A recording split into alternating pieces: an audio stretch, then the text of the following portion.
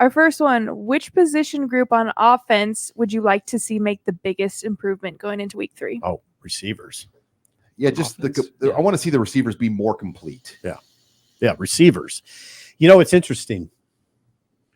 There's a former Georgia quarterback who does Aaron Murray. You guys are all over stuff. Aaron Murray identified the receiver group last week. As UTEP week.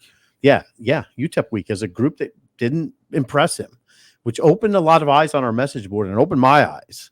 And then you saw it materialize against Colorado. Those guys need to step up. The two big ones, Banks and Nayor, were basically non-factors.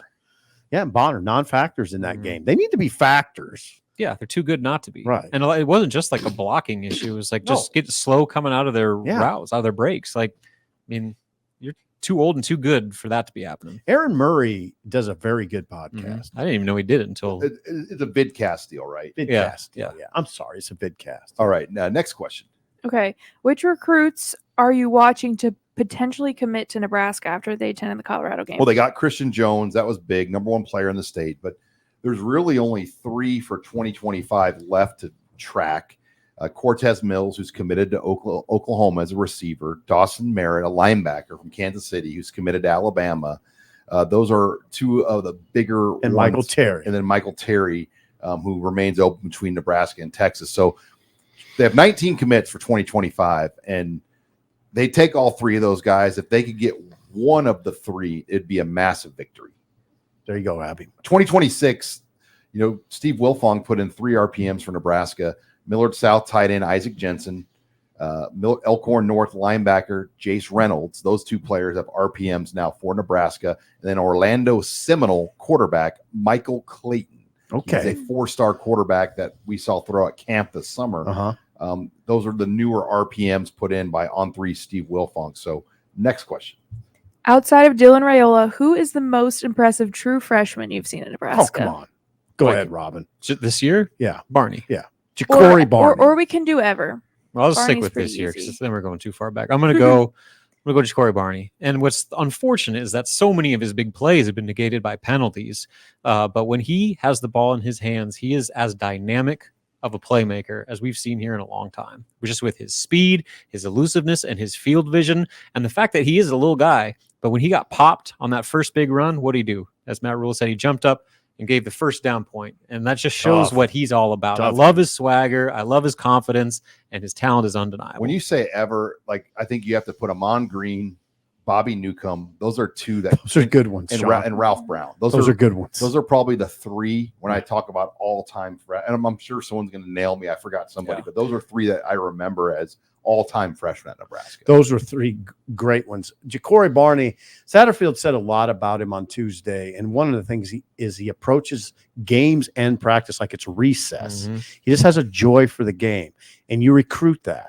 You recruit players that love football, because I'm here to tell you, not all of them do. They don't all love it at the same level, for sure. He loves it. You can see it. And Rule, again, fast talker, but if you're listening, he said we got to get the ball more to him. Hopefully that opens the door for more Miami players.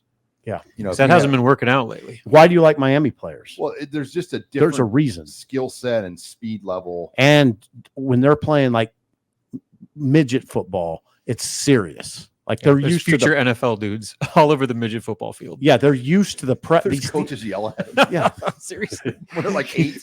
Right. Like Sean in his soccer team. Yeah, exactly. Hey, she just took it on the chin Saturday. Yeah, you need to get into it. You need to get into some of them. We played a good team, though. The girls played no great. Excuses. Hey, no excuses. They Rule has mentioned that about those Florida guys, that they come ready mentally because they were challenged so much as kids.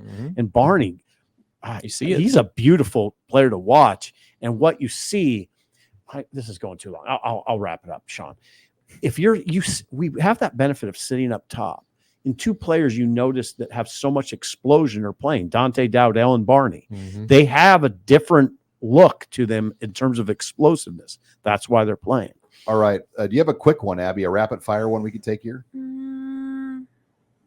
Yeah, maybe. Do the condiment one. That was her final one. I wanted to Don't get give one away more my in. last question. Don't take her Spoiler. thunder, Sipple. Yeah, I Okay, told this her- I one told can her. be quick. I did. Does Nebraska need to seriously look into replacing Alvano, or does he need more time? Yeah, That's a quick one. Who you replacing him with? Yeah. There's no waiver wire. The guy that got taken off a kickoff specialist. Right. And are there other is the timing on the snap? Are there other issues we don't know Yeah, about? could be. I think that's what we don't know. Well, clearly point. there are, because Matt Rule has said it multiple times. There's snapping issues. Yep. Like whatever reason, they're having issues with their in the kicking game, the place kicking The game, rhythm and the with the timing long of the snapping snap. with Camden Waitucky. So add that. Like if Alvano wasn't already dealing enough with his confidence, now he's got to worry about if he's going to have a good snap or not. Like worst case scenario in that regard. I don't mind saying this. This is a big week for Ed Foley. Huge. It is. You got to get. This is UNI. You can get things kind of together a little. You and I, who blocked a punt, scored a touchdown last week. Yeah, get it together now. And they'll go after it. Yeah, you don't want to be the units that hold this team back. Yeah. It's a good team. That's There's a good been football positives with special teams on, and There has. It's unfortunate that the two There or three have. negatives shine that over the top of that. team. Yeah, But there has been. The return game is not the punt return game is number one on my list. Well, Aggressive. That's 8 returns for 41 yards. They've by almost already eclipsed last year's total. 48 yards last year total. 41 this year already. Great job. Great job by Isaiah Garcia Castaneda.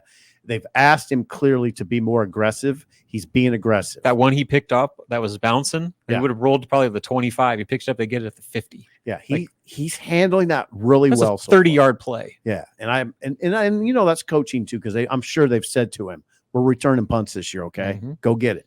And Buschini, too. He's looking like a yeah. 2022 form so far. Yeah. God bless Buschini. all right, final question, Abby Barmore. If you could only eat one condiment for the rest of your life, what would it be? God, that's a tough one. Not really. Ranch. So for the record, I do not eat ranch. I don't eat mayonnaise at all. Like it's and I have two of my best friends, Derek Zimmerman and Tom Sonneregger, same way. That we three. I don't know why, but I don't like that. What happened to you? You don't like ranch? I don't like ranch. Did something happen? I just don't like it. You don't like ranch? No. What happened to me? What happened to me? Sybil's so concerned. How do you not like ranch? It's crazy. I'm a big There's fan some childhood of trauma with ranch. Jardinera, the sweet peppers. I'm sorry. Jardinera pepper. How do you pronounce that? Oh, Jardinera. You like Yeah. that? I like that. That's probably one of my favorite. Like put that on a sandwich. Okay. I want you to ask yourself this question. Could you live in a world without ketchup? I mean, No. Yes. No. I could. No. because I'd How have about ranch. salt? Could you No, live in a world no, without salt? not salt. Salt's not a Salt's not a condiment. condiment. It's It's not a Salt's an seasoning. essential food staple. You don't put It's a salt food on a hot dog. It's already got enough salt. I in put it. salt on just about everything. But if you're talking about Splenda. Yeah. a sauce, like it's ranch, there's zero question. My next would be mustard. Really. You like mustard more Love than ketchup? mustard. Yes. All right. Yes. Fuhr's cheese spread. Is that a condiment? Sure. Wouldn't want to live without it. You have that in your fridge. Oh yeah. Fuhr's cheese spread's I ridiculous. envision your fridge not having much in it, but that No, must I be- don't keep a lot. It's just There's just ketchup in that in there. Ketchup and Fuhr's cheese spread. in an in old loaf of Corona. bread. Sipple's fridge would be worth a show itself. it's just the heels of the bread. I think we should do a food show.